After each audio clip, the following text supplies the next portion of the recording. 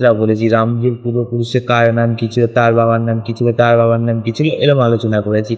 কৃষ্ণজির পিতার নাম নিয়ে আলোচনা করা হয়নি, আজ সেটা নিয়ে আলোচনা করব। প্রথমে আসবো ভগবান শ্রীকৃষ্ণ। শ্রীকৃষ্ণের পিতা কে ছিলেন? বাসুদেব। বাসুদেবের পিতা কে ছিলেন? সুরসেন। আর সুরসেনের পিতা কে ছিলেন? দেবমীর। দেবমীরের পিতা ছিলেন ঋষি। ঋষির পিতা ছিলেন প্রস্তু।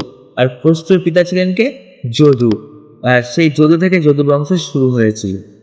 আর যদুর পিতা ছিলেন যজতি। যজতির পিতা ছিলেন নহুষ। আর নহুষের পিতা ছিলেন আয়ু। আয়ুর পিতা ছিলেন পুরুরবা। পুরুরবার পিতা ছিলেন বুধ। বুধের পিতা ছিলেন চন্দ্র। আর চন্দ্রের পিতা ছিলেন অত্রি। আর অত্রির পিতা ছিলেন ব্রহ্মা।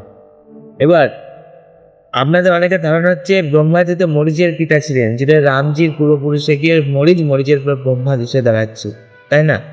অর্থাৎ ব্রহ্মাজির টোটাল 10টি পুত্র ছিলেন।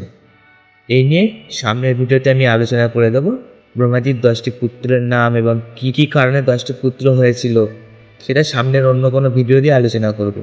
আজ এই শ্রীকৃষ্ণের পূর্বপুরুষের নামগুলো মনে রাখতে হলে ভিডিওটি সেভ করুন। আবার দেখা হচ্ছে সামনের কোনো ভিডিওতে। ততক্ষণের জন্য রাম রাম।